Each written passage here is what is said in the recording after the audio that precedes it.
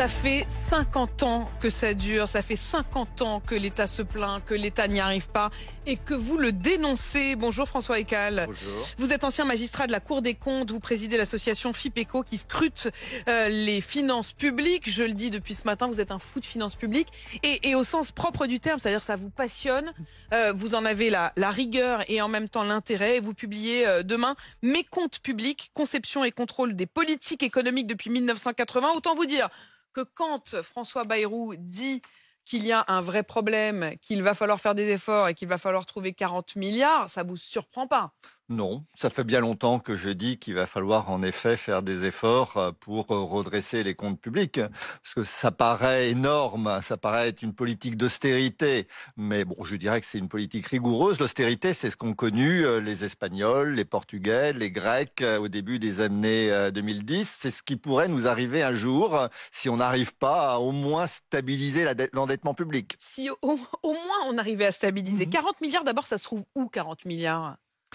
Alors 40 milliards, c'est beaucoup, c'est pas beaucoup. C'est-à-dire que nous, 40 milliards, c'est très abstrait comme chiffre. Vous, ça vous paraît un effort vraiment très conséquent ou est-ce que ça vous paraît jouable sans que ce soit trop douloureux pour le pays? Alors d'abord, il faut par exemple voir que l'année dernière, les dépenses publiques, elles ont augmenté de 65 milliards, dont 25 milliards pour les seules retraites. Donc même si on avait fait 40 milliards d'économies l'an dernier, elles auraient quand même augmenté de 25 milliards. Donc voilà, elles augmentent énormément. Après, il faut avoir en tête aussi que pour simplement donc stabiliser la dette publique à son niveau actuel, en pourcentage du PIB, Juste même pas en stabiliser, euros, juste stabiliser. On dit même pas baisser, on dit juste stabiliser. Plus personne n'imagine de la baisser, enfin, ou de sérieux n'imagine de la baisser en pourcentage du PIB. Il faudrait faire un effort de 120 milliards d'euros. Alors, il ne s'agit pas de le faire sur une année, hein, bien sûr. Mais si cette année, on fait 25-30 milliards, l'année prochaine 40, bah, c'est qu'une partie du chemin. Hein. Ça risque de durer encore. On va il faudrait que ça dure encore honnête, longtemps. François Ekal, je suis né en 1980 et j'ai l'impression d'avoir chaque année depuis que j'ai conscience de ces questions-là, entendu la même chose, c'est-à-dire il faut qu'on fasse des efforts, on va faire des efforts, et qu'en réalité, année après année, on ne les faisait pas, ces efforts. Bah, comme je l'écris d'ailleurs dans mon livre, moi, dans les années, il y a 30 ans, j'étais au ministère des Finances, j'écrivais ça en permanence. Les gouvernements annonçaient des programmes à moyen terme dans lesquels ils affichaient une réduction du déficit public. À l'époque, on le ramenait à zéro. Depuis, on a un peu moins d'ambition, on se contente de le ramener un peu en dessous de 3% du PIB. Mais nous, on faisait des prévisions à l'intérieur du ministère qui montraient qu'on n'y était pas du tout, que ça supposait de faire des efforts qu'aucun gouvernement n'a jamais fait. Donc ces programmes n'ont jamais été respectés. Ces programmes n'ont jamais été respectés. Et j'ai envie de dire de manière un peu provoque, bon, on n'en est pas mort. Alors pourquoi maintenant on ferait enfin cet effort que finalement on a réussi à traverser sans le faire? Alors, la situation s'aggrave. La dette publique ne fait qu'augmenter. Alors, elle augmente par marche d'escalier, de crise en crise, mais elle est sur une tendance croissante. On a des taux d'intérêt qui sont en train de remonter. Donc, la situation s'aggrave. Maintenant, contrairement à la Cour des comptes, et je lui disais déjà quand j'y étais il y a 15 ans, il ne faut pas dire on est au pied du mur. Hein, parce qu'en fait, on sait qu'il y a un mur devant, mais on ne sait pas à quelle distance il est. Vous avez raison. C'est vrai qu'on peut continuer encore à s'endetter. On ne sait pas pendant combien de temps. Jusqu'au jour où les marchés financiers s'affoleront, il y a un problème. Refuseront de nous prêter, voilà. et où tout s'écroulera. Alors d'ici là, si vraiment vous étiez aux manettes, et j'allais dire dans le cerveau de François Bayrou ou d'Emmanuel Macron, quelles sont les pistes à vos yeux essentielles qui nous permettraient de trouver des sous là sans que ce soit trop douloureux? Ah, ça c'est toujours douloureux. Ça, il n'y a pas de... d'accord. Bon, alors ça, ok. Donc c'est douloureux. Des le moins douloureux, disons. Ça n'existe pas. Une dépense publique, c'est toujours de l'argent qui va dans la poche d'un ménage ou d'une entreprise. Donc, si vous voulez lui retirer, il va hurler. Donc, de toute façon, ça va être douloureux.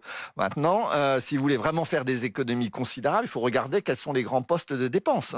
Le quart des dépenses publiques, c'est les retraites. L'année dernière, 25 milliards. Parce qu'on les a revalorisées de presque 6% au début de l'année, plus l'augmentation du nombre de retraités, etc. Donc le premier poste, c'est ça. Après, vous avez les collectivités locales. C'est 20% des dépenses publiques. Les élus locaux hurlent à chaque fois qu'on leur dit qu'il faut faire des efforts. Ils boycottent carrément la rencontre avec François Bayrou aujourd'hui. Voilà, c'est toujours comme ça. Mais on ne peut pas éviter de faire des économies sur les dépenses locales.